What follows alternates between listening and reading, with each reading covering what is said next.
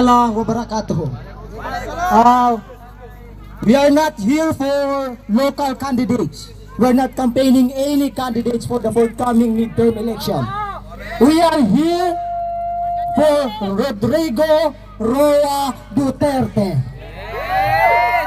Nandito tayo para kay Tatay Digong, para ipagdasal si Tatay Digong upang si Tatay Digong ay makabalik sa Pilipinas nang at malusog. Tandaan natin, si Tatay Digong ay hindi nagnakaw. Si Tatay Digong ay hindi pumatay ng inosenteng tao. Si Tatay Digong ay pumatay ng mga tunay na kriminal. Ng mga adik na pumapatay sa mga inosenteng tao.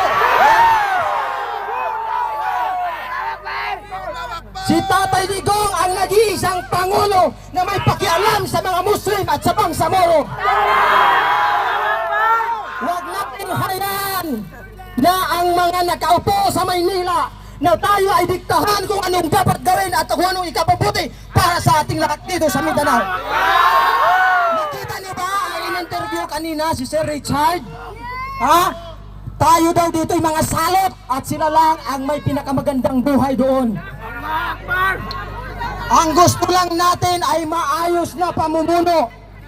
Ibalik si Duterte dahil wala siyang kasalanan. Kung may kasalanan, korte ng Pilipinas ang dapat humusga, hindi korte ng mga dayuhan.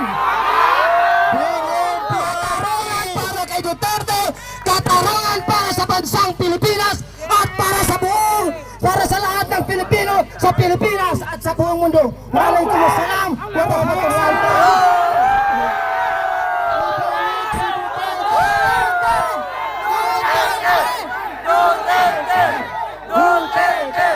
Duterte!